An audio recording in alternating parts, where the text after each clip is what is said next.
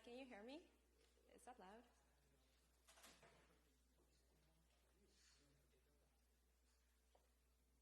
All right. Well, hi everyone. So today we'll do a little bit of midterm review.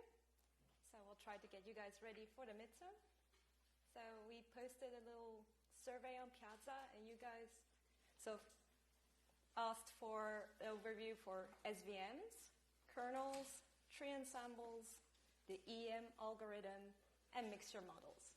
So today we'll try to focus a little bit more on building intuition on every one of these concepts. And if you have any questions, feel free to ask. We'll wait a second for everyone to walk in.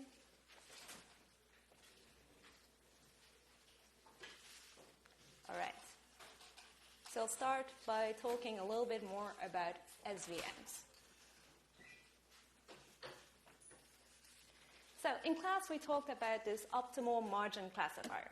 And we had this idea that we had two classes that were separable with a linear decision boundary. And the idea is that we wanted to build this classifier as to find a hyperplane to separate those two classes. So the first question is, well, some of you were not very familiar with what a hyperplane actually was. So it's a fancy word, but what this really means is that in a d-dimensional space, a hyperplane is a d-1 dimensional affine subspace. So if we look in 2D, a hyperplane in a 2D space is a line. In a 3D space, a hyperplane is a plane.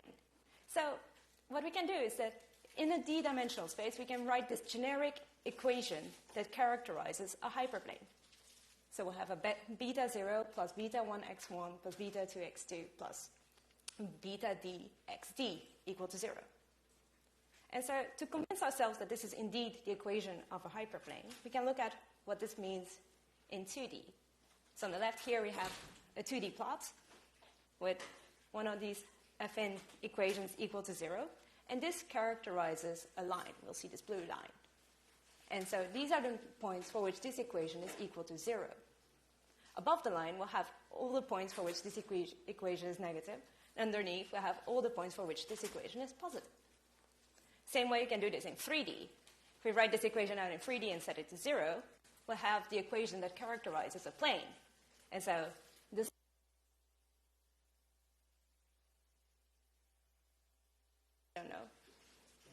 will be positive on one side of the plane and negative on the other side of the plane.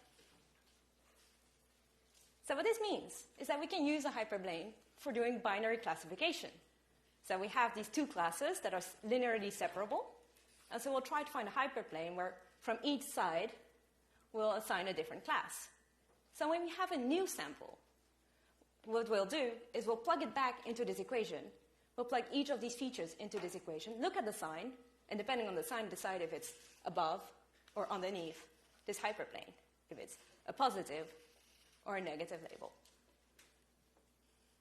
So, okay, now know how to separate our two classes with this hyperplane. However, well, when you look at the data set, we can actually think of many different hyperplanes that would separate this data set. And the big question now arises, how do you choose which hyperplane, which linear boundary to separate your data? So what we'll do is we'll find a hyperplane that is furthest from the training data. And this is where we introduce the concept of optimal margin. We introduce the concept of optimal margin to find this one hyperplane that's the furthest from the training data. So this allows us to define two concepts. The margin, which is the smallest distance between any training observation and the hyperplane. So you sort of see the little arrows between the training examples and the hyperplane. And then we'll define the support vectors. Support vectors are these points that are close to the margin or on the margin, and these define where the hyperplane is going to be. So actually, when defining this hyperplane, only the support vectors intervene in the definition of the hyperplane. All the points very far from the boundary don't actually affect the boundary. So this has a couple problems. The disadvantage of this technique is that we're going to be very sensitive to individual observations or outliers. So when we look at this data set, we added just one little blue point, and suddenly our decision boundary flies off. And really, we feel like it would be more generalizable if we actually picked the dotted line. But the problem there is that we would be sort of misclassifying that one outlier. So we might want to look into some regularization to allow some points to be misclassified and still have a better decision boundary. The second disadvantage, and the second reason why we'll look into regularization, is when your data is non-separable. So when it's separable, it's easy to find this linear decision boundary. But when it's not, well, how do you find your separating hyperplane? So what we'll do is, in the definition of the support vector classifier, we'll allow some of the training samples to be on the wrong side of the margin or on the wrong side of the hyperplane. And this will allow us, in the case of outliers, to choose a better decision boundary. And in the case of non-separable data, to still find a decision boundary with which we're sort of satisfied. So in class, we wrote out the math, introduced a penalty factor, a penalty parameter, C. And what C really represents, it's your budget for violations or misclassification of certain points. It's the maximum number of points that you will allow yourself to misclassify. It's your way of making a compromise with this decision boundary. So if you choose a very high number for this parameter C, you allow yourself a large budget for misclassifications. So that's what we see on the left. It's like we have these big margins and a lot of mislabeled points.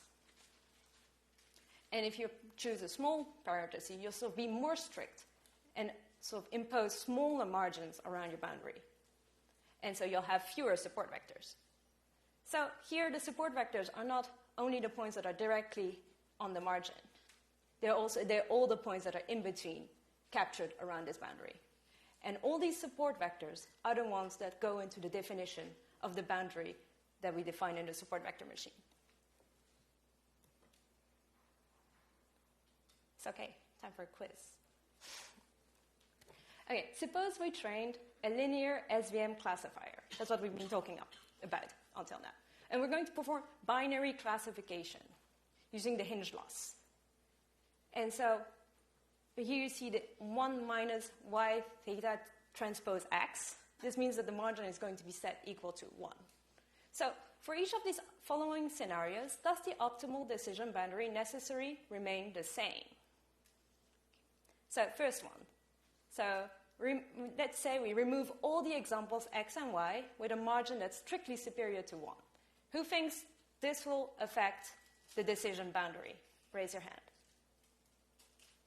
Who thinks this will not affect the decision boundary? All right. Who has not risen his hand at all and is very confused? Okay, cool. Well, you guys seem to be on top of this. So indeed, if we remove all the examples that are far from the decision boundary will not move. All right, next one. If we remove all the examples that are within the decision boundary, within the margin, with margin less than 1, will this affect the decision boundary? Those who are for yes, raise your hand. No, raise your hand. Uncertain people. Okay, cool. You guys got this. Next point. We're adding regularization. So we're going to add an L2 regularization term that minimizes the norm of theta. Will this affect the decision boundary? If yes, raise your hand. If no, raise your hand. If terribly confused and want more explanation, raise your hand. Okay, cool. So if we add regularization to our training loss, we're going to try to minimize the norm of theta. And theta is what characterizes our decision boundary. So if we're trying to minimize its norm, we're going to affect the decision boundary. So this will, now in this situation, the decision boundary will not necessarily remain the same. Is that clear or not? Any questions? Go ahead. Are we not assuming that norm of W is 1? Isn't theta same as W? Okay, so this depends on how you set your optimization problem. But if you add your regularization separately in your training loss, you're adding we're not setting it equal to 1 here. By adding this term to the training loss, we're actually pushing it as small as possible. So we're adding a term into the loss function. So you're not just training the geometric margin to be 1. No, we're not training just the geometric margin to be 1. We're training the norm of theta to be as small as possible, which is a little bit different. If we set it equal to 1 and did not add this, yes, then doing things to the norm of theta will not change anything. If you impose it to be 1, then you will not have this problem. But by adding this to your training loss, you are adding a requirement during your training that you're trying to reduce the norm of theta. You're trying to reduce the values of these parameters as small as possible. And because theta characterizes your decision boundary, when you do that, you will affect your decision boundary. Did that help? Yeah? Okay. Last one. We are going to scale all our variables by a constant factor. Will that affect our decision boundary? So those who vote for yes, raise your hand. Those who vote for no, raise your hand. The indecisive people, raise your hand. Okay, so actually, if you scale all your data, let's think about the 2D case. You have all your x, y, all your little variables, positive examples, negative examples. And say you're scaling it, so we're making all the problem smaller or bigger. Okay, when in 2D, when you scale it by a factor, you're just blowing up or reducing the problem. Does that sound reasonable? Okay. So let's say we have our original problem without the scaled variables. You have your decision boundary. And now let's scale it and make it very small. And this is a new decision boundary. Is this decision boundary the same as this decision boundary? No, it's not. So when you scale all your variables, you're actually also affecting your decision boundary. Yeah? Okay. But just by some translation. Well,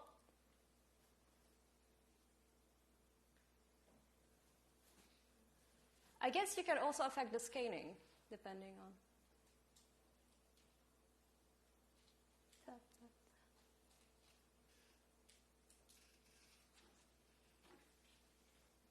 Okay, in 2D it's a translation. 3D.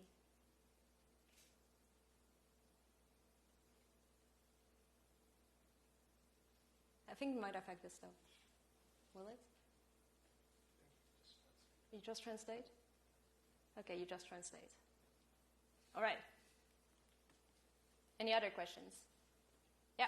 So the number of misclassifications, good classifications remain the same? Yes.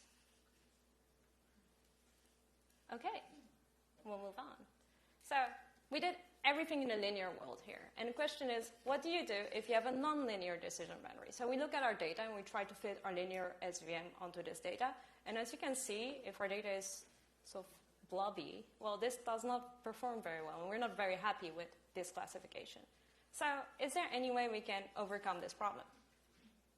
And so when we look at certain data sets, like look at this data set, we have green, green, and red, but is this data set linearly separable? No, it's not. We can't draw a line that will set all the red examples and all the green examples on the same side of the line. So this problem is not linearly separable in this 2D plane. And so what we'll do is we'll sort of look at a higher dimensional space. And here we introduce a new variable, which is the product of x1 and x2. And we'll sort of project this into the 3D space. We add more dimensions. And when we do this, we actually see that in this vision, we can find this hyperplane that will, enable us to separate the green labeled variables from the red labeled variables. So there is a higher dimensional space in which this data set that was originally not linearly separable becomes linearly separable. And this is really the core idea behind SVMs, is that we will have our original data that has certain features, x1 to xd. And what we'll do is we'll expand the feature space. So we'll add more terms to this feature space. So for example, say here we add quadratic terms into our feature space. And what we'll do is that we will be able to make a linear decision boundary in this higher dimensional feature space. But this decision boundary will then be nonlinear when we go back to the original feature space. So in this particular example, if we add quadratic terms to our features, when we go back to our original feature space, this boundary will not be linear, but will be an ellipse. So this is cool. Why is this cool? This is cool because when you increase this feature space, this means you can now still solve the problem with the same math you used before, because you're still making linear hyperplanes in higher dimensional spaces. But in practice, in your original space, this allows you to make intricate, nonlinear boundaries. So this was our problem where our linear classifier did not perform well. And when we do one of these expanded feature tricks, we can start making elliptical boundaries, which will perform much better at classifying our data. And yet, we haven't changed anything to this basic core theory of this problem. So this raises some new questions. So we make new features, more features, and then we can make more intricate boundaries. That's cool. But this is computationally challenging. The more features you have, the more data you have to deal with. So we need an efficient way to work with this large number of features. And this is the core idea behind kernels. So some of you mentioned in office hours being confused at what a kernel really is. But a kernel is, you have to look at it as the generalization of the inner product. So we'll denote K of these two variables, x and x prime. And it's basically this inner product between the features, the expanded features of x and the expanded features of x prime. So this feature mapping goes from Rn, which is n, where n is the dimension of your original feature set of x, and it will map into a higher dimensional space of dimension d, where d is this expanded features and the number of expanded features you have. So what kernels do is that they implicitly map into this higher dimensional space. You don't have to actually know the explicit expression of phi. You just map it and use k instead to work with this higher dimensional space. And this is computationally desirable, because when your expanded feature space is much larger than your original state, you'll save yourself a lot of trouble. And you'll save yourself a lot of trouble because we can actually re-express our linear classifier problem in terms of kernels instead of using these feature vectors. And by doing this, we don't have to explicitly write out our features or explicitly work with our features. It will stay in this sort of computationally feasible space of working with these n original feature dimensions. Okay. And that's all for kernels. If you have questions on kernels, this is the moment. All right, we'll move on then.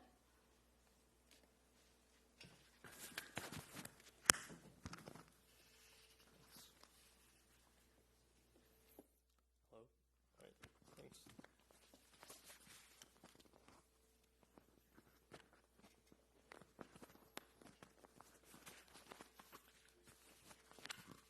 Hello? All right, cool. So I'll preface by saying that if you guys have questions at any time, you should please just feel free to raise your hand and ask. Yeah, this is mostly to help try to build intuition for you guys before the midterm. Our emphasis is not really on doing anything extremely mathematically complex. That said, let's start with tree ensembles. So tree ensembles and EM, other than SVM and kernels, were the next two most requested topics from the poll for the midterm review. Tree ensembles are actually something that we decided to introduce new this year. It's something that's very useful to know.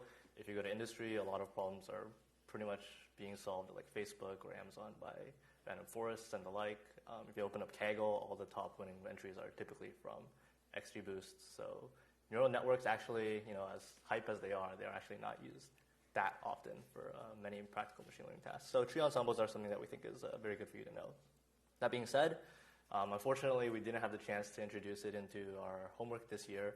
And so, as far as the midterm goes, I would say that you shouldn't have a prior of trees are not going to be 50% of your midterm because they haven't come up very much other than lectures. So I would just say that, hopefully this stresses you guys out a little bit less because you can, I know that tree ensembles are new this year, so probably that's why it's a source of, confusion, but hopefully you don't get too stressed out about it. It's not going to be like 50% of your midterm.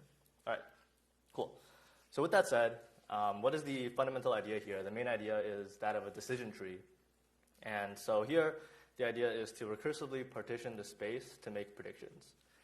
So I have a diagram of a tree here. You can see that, okay, we have some features that we want to make a prediction for. We start off by looking at the first feature, is it less than or equal to some threshold t? And then if it is, then check if this other feature is less than some other threshold. If it is, then make a prediction, and you're saying that this particular example belongs down in this leaf, so on and so forth. So we have, in this case, 5 different leaves. This results in partitioning the space to be something like on the image in the right. And to make predictions at test time, we simply take the average of the labels in the leaf.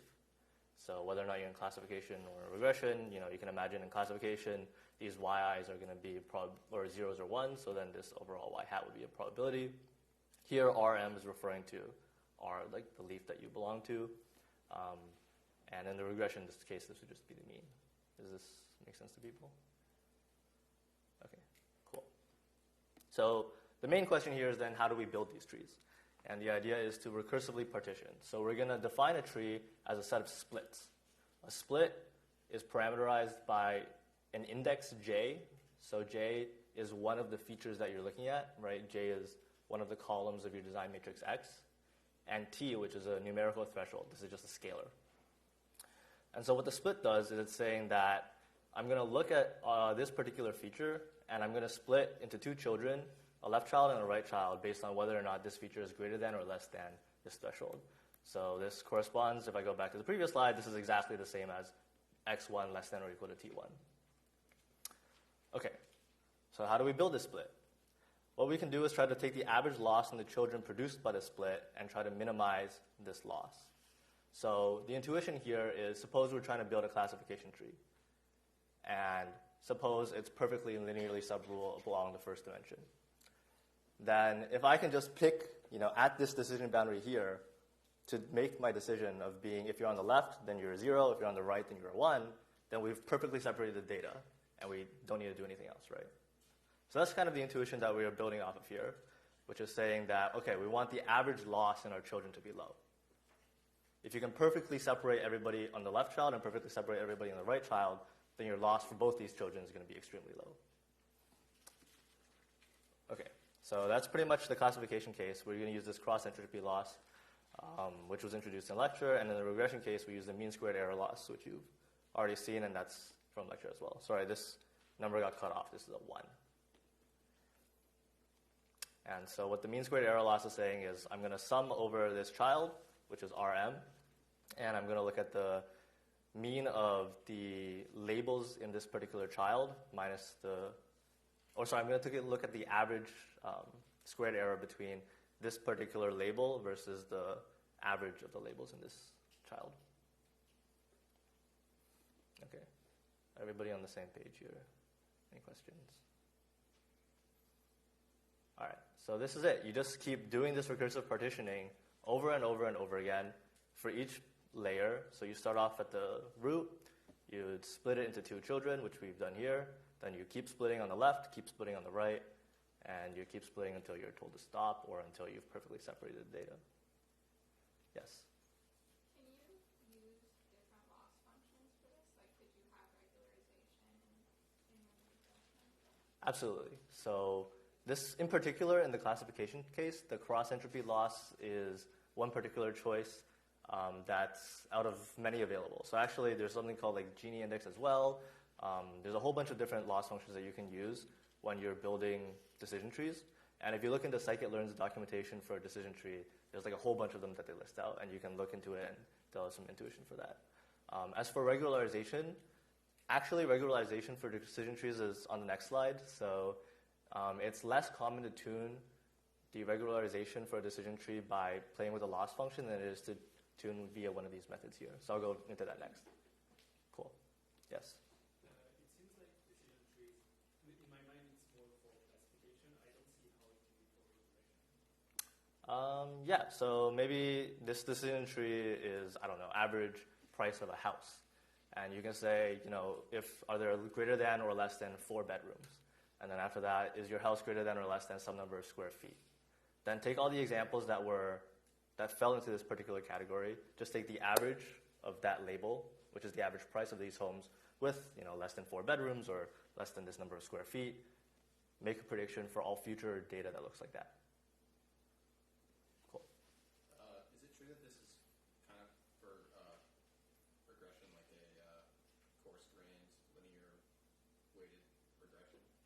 coarse-grained linear weighted regression. Yes, I think you can interpret it that way. So it's similar to what you're saying is I'm actually going to not weight everything that's not in my leaf, right? It's going to have a weight of 0, and everybody in my leaf I'm going to have a weight of 1. So yes, you can interpret it that way. Cool. All right, so now we get to tuning. So as you can imagine, if you have like a huge data set and you let yourself run decision trees until, like I just mentioned, you have perfectly separated data, you're going to have like a giant tree, right? You're going to keep splitting and keep splitting and keep splitting and keep splitting. So how do you know when to stop? So Raphael talked about a few of these in lecture. I'm not going to go into all of them in depth. But in practice, you can imagine that maximum depth is one that's pretty easy to tune. So you don't want your decision tree to look like this branch on the left, which has like, a million conditions. You want to stop after like 3 conditions or something like that. Okay. And I'll just note that a major advantage of decision trees, especially in, for example, the clinical setting, is that they're very easy to interpret. So you can say, a neural net, you can't really tell what's going on, but a decision tree, you can say, okay, this price of this house was assessed by looking at the number of bedrooms, so on and so forth. And one disadvantage is that, yes, they're very easy to overfit because you can just keep splitting indefinitely. So one approach around this is random forests. And so the idea here is just to take the average prediction across many decision trees. So that's kind of what this image here is trying to say. I take one particular test example X, I run it down one tree, ends up in one particular leaf, take the prediction from that leaf. Then I run it through another decision tree, end up with another leaf, take the prediction from that leaf, and just take the average across all of these different trees, predictions. So each decision tree here is built on a bagged data set of the original, and each only uses a subset of features on each split. So what this means is that this particular decision tree here, right, was built not using all of the training data that you had, but with a random subsample of the same size as the original training data that you had. So you're sampling with replacement. And furthermore, it's only using a subset of the features per split. So you're not looking at all possible features per split. You're only choosing a subset of them, and that's randomly chosen. And so the idea here is that this will reduce overfitting because each decision tree will have high bias by itself, but because you're taking the average across many different decision trees, each of which is kind of hypothesized to be coming from a different independent data set, then averaging them together will yield low variance. Yes? How do you decide how many decision trees to use? You tune it via cross-validation. So in practice, these are extremely fast to train. You can imagine that in random forests in particular, you can parallelize, right? And so in practice, people just tune it by cross-validation. All right. Yes?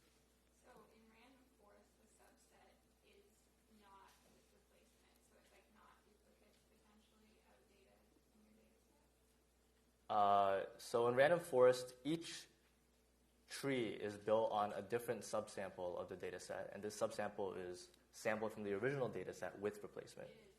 Yes, with replacement. Is there a minimum, like a minimum amount of size of data that you would need to like make these assumptions about that this is approximately equal to the real distribution, and then you can just sample with replacement using like bootstrapping or bagging? Yeah, that's a good question, actually. I think in practice, something like n equals 100 will suffice. In statistics, people do bootstrap all the time with like tiny data sets, like, I don't know, 25 or so. And so I'd say that that's a reasonable assumption that you can make. All right, cool. So now to the big topic. Okay, yeah, one more. Like, how do, in the step where you build a new node, how do you just like scan over all possible thresholds? Yes, that's the most naive way to implement. Is to scan over every single, like there's two parameters here, right? Which feature to split on and what threshold at which to split. And the most naive implementation would scan through every single feature and look at every possible threshold at which you can split. Calculate this empirically and then just store and calculate. In practice, real-world software is a little smarter than this, but the particulars of that are not really relevant. Okay. So EM algorithm and mixtures. I don't know what this means. Oops, yeah, yeah, okay. All right. I guess my eyes are going to die. Okay. So I was told that you guys actually didn't learn this in lecture yet. So I'm going to try to introduce it for the first time. This is kind of a daunting task, but hopefully, I mean, you guys will see it here today. You guys will see it again on Monday when Andrew introduces it. EM is really the kind of thing that I think you need to see more than once to fully appreciate. So hopefully this helps with that. Again, feel free, please ask questions if any part of this is confusing. That's why we're here. Okay, so we're going to motivate this by talking about Gaussian mixture models. So we have n data points, which we suppose come from k different Gaussians. So just as a concrete example, this is the one-dimensional case, is what this picture is saying on the bottom right. So here, there's 3 different Gaussians, right? And we're saying that each data point comes from one of these 3 different Gaussians uniformly at random. And then what you end up, what the distribution ends up being is the sum across these 3 different Gaussians. So, I don't know, you can maybe imagine this is the GPAs of students in different majors. So maybe if you're a symbolic systems major, maybe you're up here, right? This is your first distribution. If you're a double E major, maybe this is your distribution. And then this is the distribution of the resulting GPAs of students at Stanford. It's going to look like this, trimodal thing. Yes? You said it was, which Gaussian was from was uniformly at random. Is that actually true? Or do you have a prior P of Z? Yes. So this is for this particular image down on the bottom right. Good question. But in general, you generalize it, so you say that there's some different probabilities that you can come from. So I guess going back to my example of students at Stanford, the number of symbolic systems majors versus E majors would be a different probability there. Okay. So I think we jumped the gun a little bit, but basically what it ends up being is that this is the resulting likelihood of your data. So product, you guys are all familiar with this product over the n different data points that you have, the ith data point, but the probability of the ith data point is the probability that it came from the first cluster or the second cluster or the third cluster times the probability that it came from this particular cluster. Okay, this is a super important intuition for the rest of the EM stuff, so it's very important that you understand this. And then here, Zi, we're going to say is a latent variable. It's unobserved, right? You don't know which Gaussian this is coming from. And there are k different Gaussians. So in this case, on the image, k equals 3.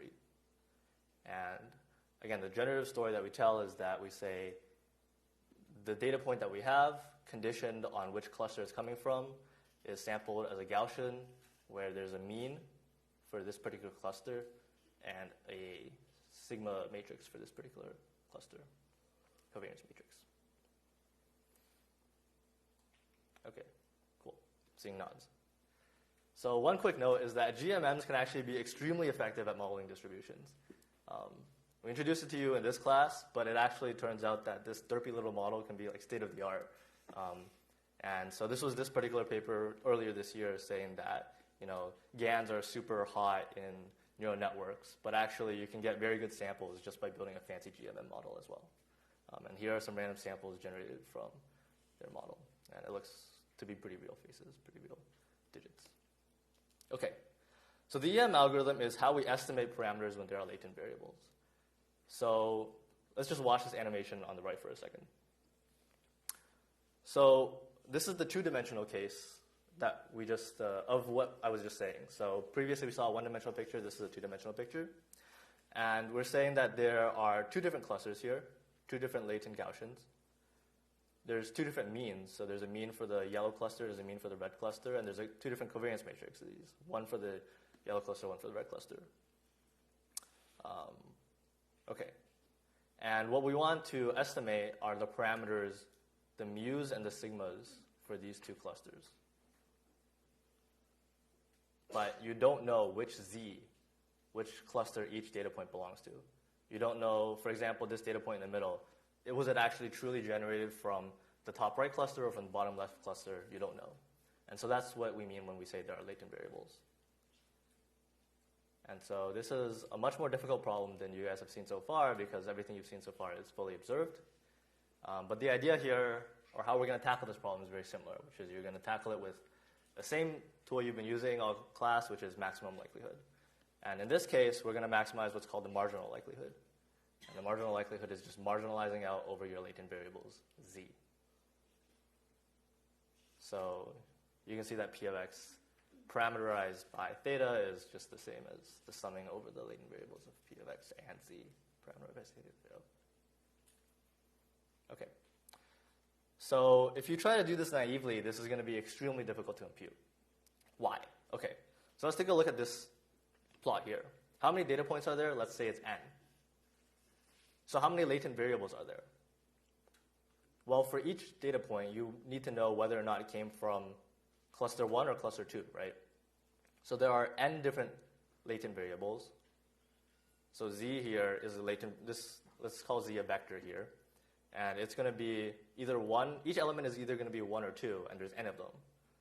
So z has 2 to the n possible values, right? You could have the first data point belong to cluster 1, second data point belong to cluster 1, blah, blah, blah, blah, blah. Or you could have the first data point belong to cluster 2, second data point belong to cluster 1, blah, blah, blah, blah, blah. So if you try to naively sum over this, you're going to be summing over 2 to the n possibilities, which is going to take you forever. And so that's why we need some special algorithm to do this task. Okay, so the actual algorithm is the following. It's going to be an iterative algorithm, and we're going to start with an initial guess for theta. Again, notice that in this case, theta corresponds to all your mu's and all your sigmas. So we start with an initial guess for your parameters. Then we alternatingly optimize for your theta. So we alternate between the E step and the M step. And at each iteration, we're going to produce a new guess for your mu's and your sigmas. And eventually, it will converge. I'll talk about that later. But then the first step is called the E step, the expectation step. And we're going to hallucinate missing values by computing for all possible values of z, p of z given x, with the theta that you had previously guessed. And I'll talk about that in more detail in a second. But the next step is the M step. And in the M step, you're going to use your hallucinated data set that you just came up with, and you're going to run maximum likelihood. So the intuition here is that in the first step, you're going to try to calculate the probability of z for all possible values of z. And then in the second step, you're going to say, okay, now I've seen all the x's and all the z's. Let's just maximize the likelihood with this fully observed model. And you do this over and over. Okay, so what does that mean concretely? So in the E step, let's look at this GMM example.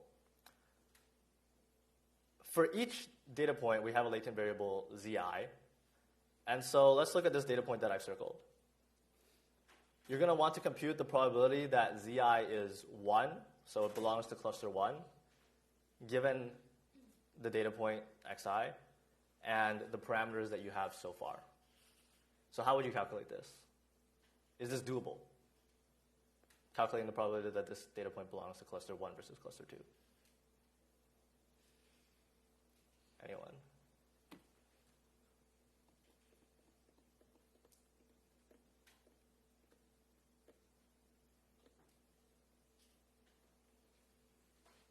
Yes.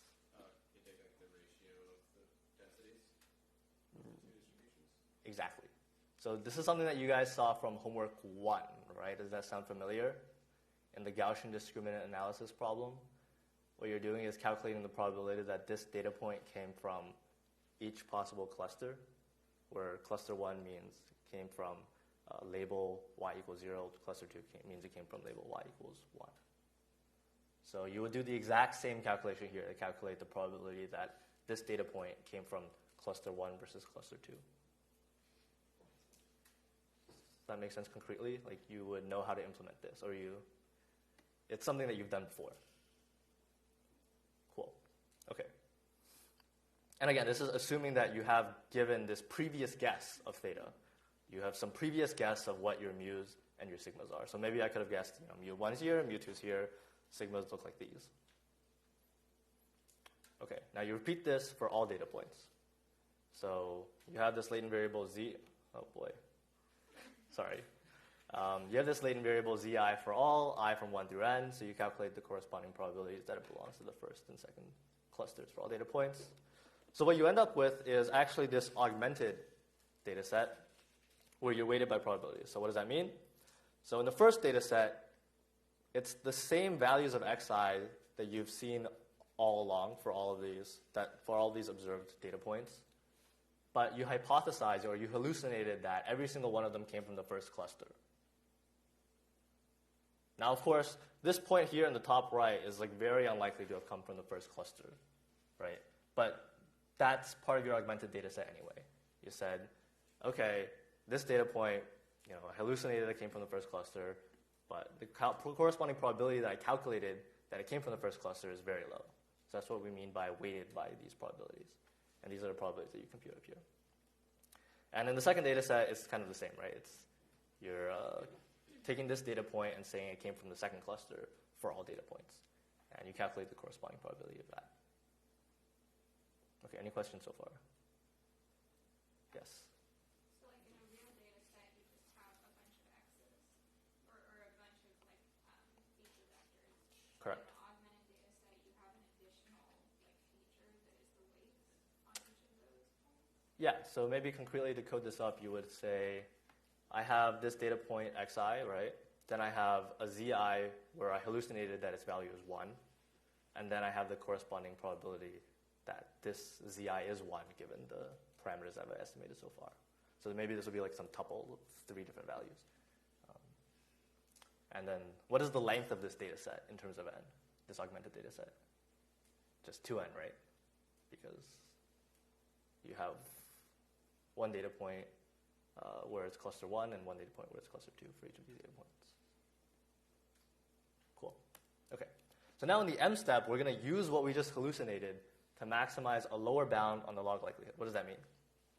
So we hallucinated this data set where every single data point comes from the first cluster, and also every single data point comes from the second cluster, but just with different probabilities. Now this data set has no more latent variables, and we're going to say it's fully observed. And so we can just update our parameters mu's and our sigmas using this augmented data set with the weights. So the actual difference in what's going on between these two pictures is very slight, but you can see like this data point, for example, here, now we're less confident that it comes from the first cluster. It's more likely to come from the second cluster. So how would you implement this? Or do you know how to implement this already? Does this look familiar? Yeah, it looks kind of familiar, right? Similar, again, to homework 1, where you're fitting a Gaussian discriminant analysis model. So how would you calculate mu1 for that? You just take all your data points that belong to cluster 1 and calculate the mean, right? So in this case, you're doing the same thing. You're calculating all of your data points that belong to cluster 1 and calculating the mean. But actually, we hypothesized that there's this data set where every single data point belongs to cluster 1. But there's just different probabilities, right? It's much more less likely that this data point belongs to cluster 1 than this data point. So with this weighted data set, you calculate the mean, and that's what you set to be mu1 in the next iteration of your algorithm. Yes? So are you saying that we use all data points to calculate mu1, but we weight them by the probability that they're actually in that data set? Exactly. Same with cluster 2, right?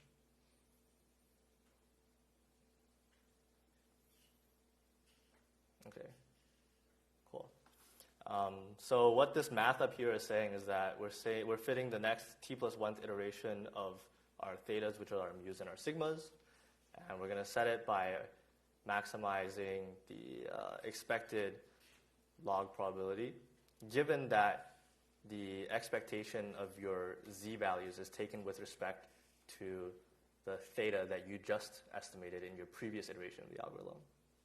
And so these probabilities actually, right, these are constants now because we just calculated them in the E step. That's what we calculated here. So that's what these weights here are. And then you just maximize the log probability after that. Okay. So I'll spare all the details of the math for now, but it turns out that we're maximizing a lower bound on the true log likelihood. And so the way to see this is through this following series of inequalities. So what the first step is saying is we're just taking the log marginal likelihood, and that's going to be the log, marginalizing out over z, the latent variables of the log probability. In this next step, I'm going to multiply and divide by the same scalar value, which is this probability that was estimated in the E step. Note that this is now a constant, right? So actually here we're trying to pick thetas to maximize this quantity on the right. But I just want to emphasize that this theta t is your previous estimate for the parameters that you calculated in the previous iteration of the EM algorithm. And so this is going to be a constant, and this is going to be a constant. This quantity is the value that differs based on the value of theta. So again, you're optimizing over theta in this step, and this is the quantity that changes based on what theta is. These are just random scalars that you computed based on your previous estimate of theta. Now, it turns out that you can re-express this quantity as the following quantity, which is an expectation over z given, actually, sorry, I think there might be a typo here. This should be p of z given x theta t, right? Yeah. Sorry, I'll fix the slides and we'll upload an updated copy of the slides. But this should be, this probability here that z is sampled from should be the same as this probability here.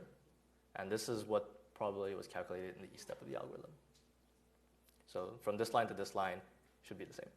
Okay. And then from this line to the next line, we just use Jensen's inequality, which is saying that, so what I always see Jensen's inequality visually, it's saying that for a concave function like this is the logarithm. If you draw a line underneath it, then the logarithm is always going to be greater than or equal to the line underneath it. And so that's what we're saying here. The expectation of the log has to be less than or equal to the log of the expectation. And so that's how you go from this line to this next line. And then from there to the last line is just removing out these set of constants that are in the denominators of the log. And so this last line is the same as what you're maximizing in the M step that I just showed on the previous slide. Yes? How do you get from the second to the third one? The second to the third line? Yeah, sorry, so there's a typo here. The p of x, z, parameterized by theta t should be p of z given x, parameterized by theta t. And you know that the expected value is just the sum over that particular variable's values of p of that variable times whatever you were just estimating. All right, any questions on this math? This is like the core of the EM algorithm. All right, sweet. Okay, so the next slide is just to give you some more intuition on what's going on. So we just showed that we're maximizing, right? In this M step, we're maximizing this expectation with respect to z hallucinated from your previous parameter estimates. And that this is a valid lower bound on the marginal likelihood, which is what you wanted to optimize in the first place, right? This whole problem was saying we want to maximize this marginal likelihood, but it's too difficult for us to compute. Okay, so here's how to think about it. At each iteration t, you have some estimate of thetas down here. This estimate of theta is going to produce some corresponding value of the marginal likelihood, right? Some set of mu's and sigmas, given your data set, has some corresponding marginal likelihood. We approximate the marginal likelihood with a lower bound on it, which is what you're maximizing. So this is the function, which is a lower bound. It's a function of your thetas. So is the marginal likelihood. And so you can see here that the lower bound is always less than or equal to the marginal likelihood.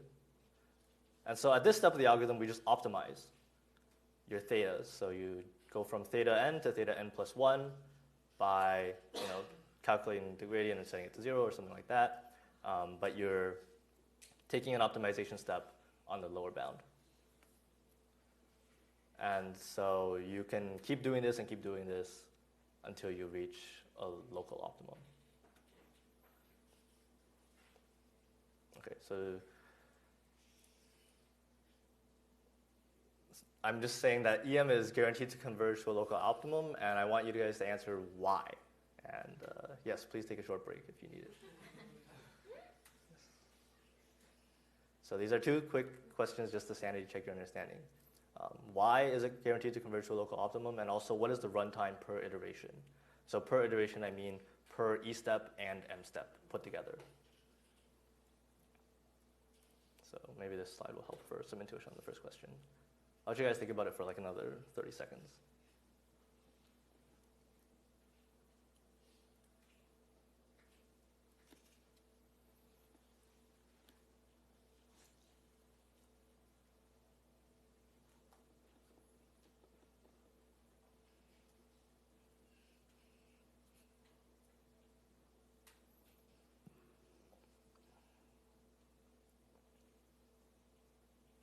All right, any takers on the first question? Why is EM guaranteed to converge to a local optimum? Yes? Is it because at each step the lower bound is guaranteed to become no worse? Correct, yes. Yeah, that's perfect. So at each step of this algorithm, right, you have this lower bound on the marginal likelihood, and it turns out that it's tight at the particular value of theta that you have. So it's always touching the marginal likelihood at this particular value of theta. So if I take an optimization step here, then I'm going to move here, and then you can imagine there's going to be some new lower bound on the marginal likelihood. Then you take another optimization step, you end up at the next place. Now suppose instead that actually, maybe we started here, and then the lower bound looks like something like this. Then where would you end up as your next step? You would end up here, right? And then if you're not careful, you ended up at a local optimum instead of the global optimum. Does everybody see how you could end up there? Yeah. Okay. But the idea is that at each step, you're guaranteed to be increasing this, in terms of this lower bound, increasing as you change theta. And so you're guaranteed to converge to a local optimum. All right, I'm seeing nods, which is good. Okay, next question, which is runtime per iteration of the E step and the M step combined. So maybe to simplify this question a little bit, what it comes down to is how big is going to be the hallucinated data set? Okay, any takers on this?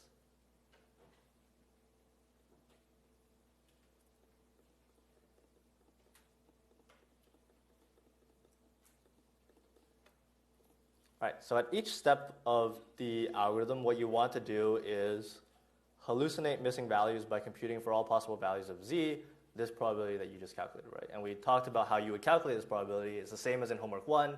You just take your cluster 1, take your cluster 2, compute the ratio of the densities that came from the first cluster versus the second cluster. Okay, and you're going to do this for all possible values z. So in this case, for the GMM case, you want to do this for every single latent variable, which is specifying which cluster each data point came from, right? So what's the asymptotic runtime of that? Assuming that calculating the densities is constant time. It's linear, right? You have n data points. You need to compute the probability that every single one of these data points came from the first cluster, and then compute the probability that every single data point came from the second cluster. So you just need to compute these two different probabilities, a total of 2n times. Okay. Now in the next step, you need to do this maximization. But we talked about how you would implement this as well, right? You take the means, and then you fit the empirical mean for this cluster weighted by the probabilities. You take the covariances matrix, and you just fit it using the empirical covariance matrix weighted by the probabilities. Okay. So let's just, abstract it away and say it's constant time to do that. Then overall, this is some constant time algorithm, right, in the M step.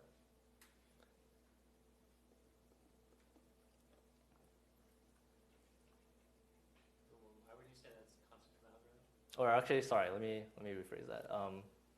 Let's say it takes O of n time to update, to fix that. Because, for example, calculating the mean, you need to sum over n different data points. In this case, you would sum over 2n different data points with different probabilities, right? Okay, yeah, sorry about that. So then we can say that this is linear time as well, right?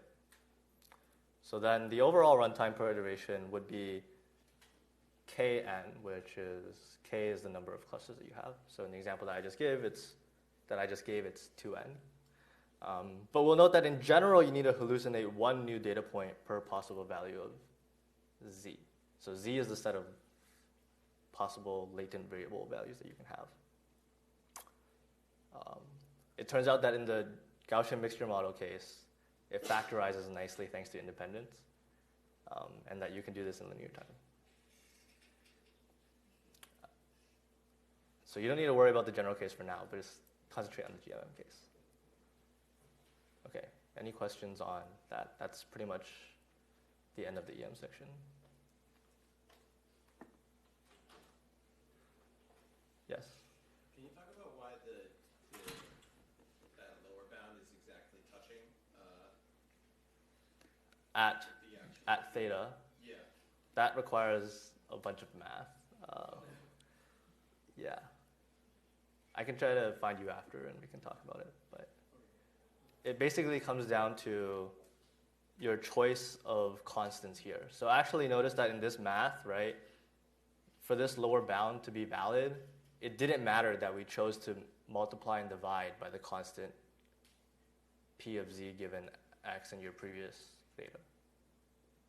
You could have chosen any set of constants here. That, is a valid probability distribution.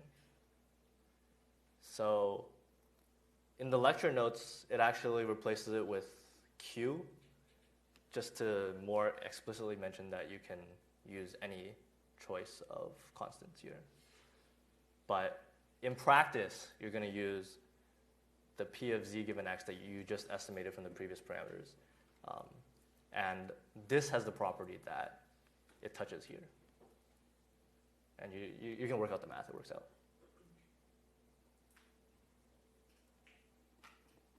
But yeah, it's true that in general, if you don't do that, if you don't choose this particular choice, then this is not going to touch here. And so you're going to end up with just a random lower bound that's underneath the marginal likelihood. All right, cool. Which part of this did you guys find the most intimidating or confusing? Like the E step, the M step? I'm just curious, since we do have a bit of extra time. The math here. The math here, okay. Yeah, if you're a little intimidated by this math, I would just recommend that you go through the notes and try to work it out for yourself. But I think the key step is to notice that, here your first step is to compute all these constants, which are all these probabilities that you estimate using your previous value of theta. And then notice that these are constants, and you're optimizing for this theta. And hopefully you don't get bogged down by the notation. All right, cool. I'll pass it off to Subhadip. We'll talk about k-means. Wait, no, you're...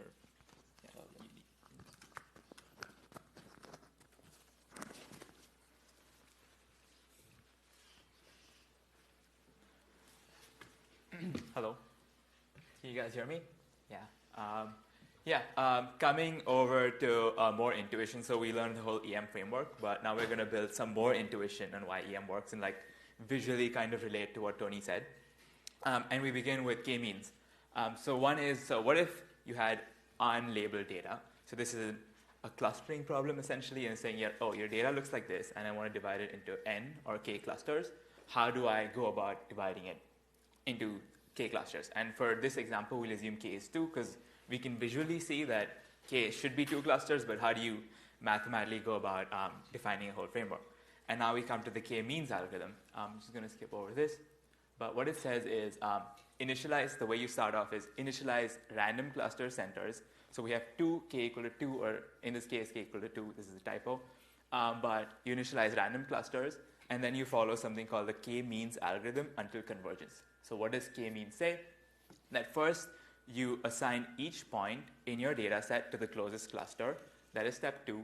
Step 3 is now you update the centroid value. So you've assigned, say, 10 or 15 points to each cluster, and now you update its centroid value. So from a random centroid, it now holds the average of all the values of all the points assigned to that cluster. And now You repeat it for a while, and then you see it converges. We see why it converges because it falls under the EM framework in a while, but Roy rise. And so at the end, so in this example, there's three centers. So after a while, you see that it kind of converges, and we have 3 clusters.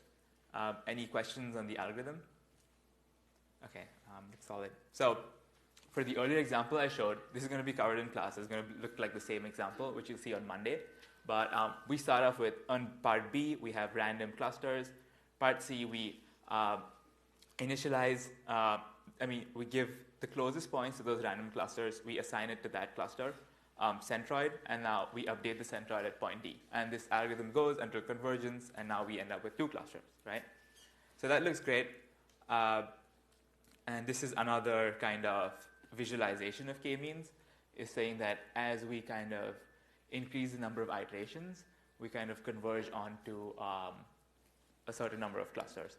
And the reason the lines are straight on the edge, or the reason like the decision boundaries are kind of straight, is because we're using the L2 distance norm here. So it's like at the decision boundaries, like we want to assign ourselves to the closest cluster, and that is going to be a linear line. So this is essentially how the algorithm looks, and that's pretty great. Any questions at this point? Okay. So coming back to mixture of Gaussians again, and kind of understanding visually what Tony spoke about, and like how do we fit it. So this is an actual data set which says that, oh, this is from someone's Fitbit, and it's like heart rates, or the histogram of heartbeats per minute. So this is how it looks, and you know that, oh, I see 2 Gaussians, but how do I fit it? And you fit it with EM. This is the exact notation of what Tony said. So it's like assuming, I could probably go into the math, but so what does a mixture of Gaussians mean? It means that first we pick to assign a probability value. So it's like, so you want to assign a probability value, it's the summation of a set of Gaussians. So first we pick a Gaussian, and then we get the probability value from it. So this is how, like, so just formalizing it. So if we had lambda k, and we had k Gaussians, and this is sigma k. So this is how it looks. So it's saying that, oh, first we pick a Gaussian with some probability, and this sigma comes from a multinomial distribution.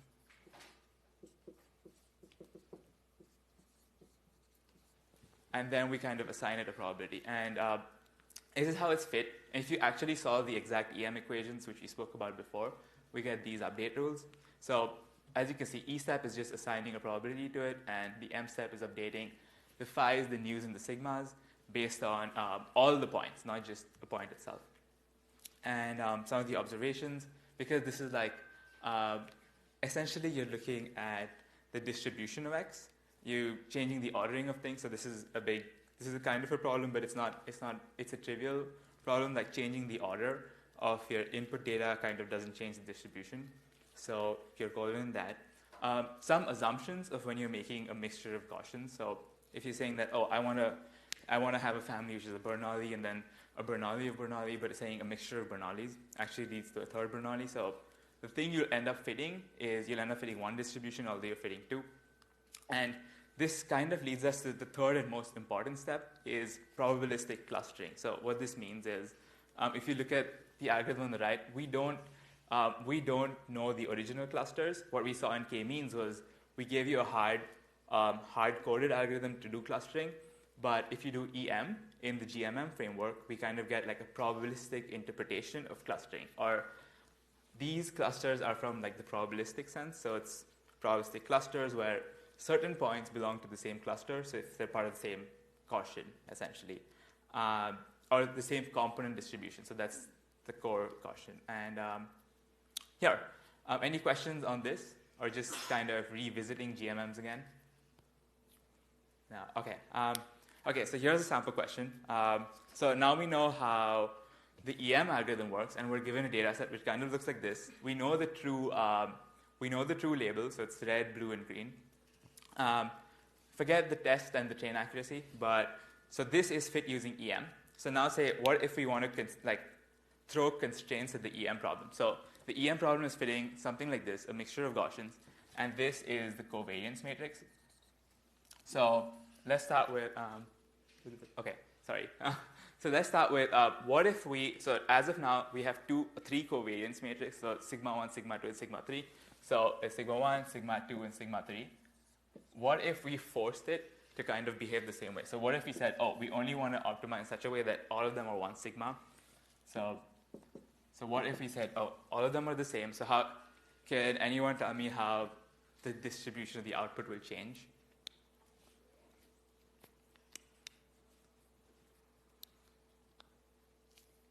So like just think about it so when we're fitting the means, it's like the mean of the Gaussian, but when we're looking at the sigma, it's kind of like the orientation and how it looks. So if we kind of force this, we're saying that, oh, we want it to have like the same orientation or the way it like distributes itself. So any takers for this question? Okay. So just show you how it looks. So this is the tide case. So if you kind of force this constraint saying, oh, I want all my covariance matrices to look the same, then once we look at the distribution, we see that, oh, so now when we did our clustering or our EM algorithm or mixture of Gaussians, it kind of ended up looking like this. So kind of ended up looking that, oh, all three distributions look the same. Next question. So what if we said that, oh, we want to go from here to having all three distributions which are diagonal in nature. So a diagonal matrix is something like this. So these are all zeros. So the only things which are fitting, so now we say, oh, we want to have a new distribution. So the next question is, how is the distribution going to change, or how is this look of clustering going to change once we enforce a diagonal kind of assumption? Or this is an assumption of independence. What it says is, if I want my x1 and x2 to be independent of each other, we say, oh, all of these could be zeros, but they're correlated with other x1, x2, and x3 could be correlated. But does anyone have an idea of how this one would look? Yeah? Close. They would all be circles. They'll be like vertically like this direction, or like. Yeah, also. Yeah, so I think that's close. So it'll be either vertically or horizontally aligned. But when you say that no covariance, it means that it doesn't have an angle. So it's not, they won't all be circles, but it'll be close enough. So this is like the diagonal case. And finally, so now we know that these values were like sigma 1 and sigma 2 and so on until sigma k or n. And what if we enforce that all of these took the same value? So now we're saying that, oh, we want our covariance matrix to all be the same, but now it needs to be of the form sigma I. So then how would it look? Yes, perfect. And look like circles. And this is not k-means, but it looked like perfect circles, and this kind of relates very closely to k-means, saying that, so over here we have like probabilistic assignments, but when we kind of reduce our variance, the infinite distant or like really small variance, it kind of, so our assignment becomes like hard assignment, and that is k-means. So, yeah. And that's it. Any question? Yeah, sorry. How do you change the n step to account for these constraints? Oh, how do you, So, going back to this step. So it's like, you initially assume that you're doing this for like different i's and j's.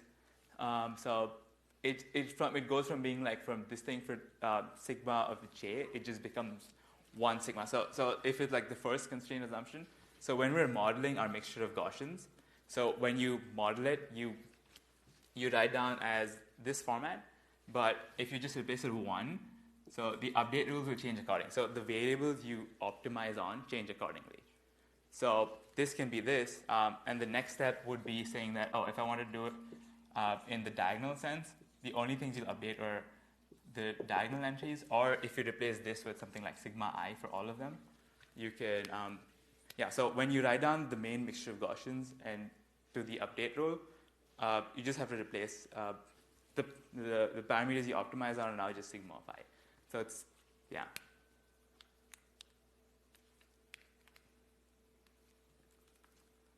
Okay, any more questions? K-means, EMMs, anything? Okay, thank you. And we're done.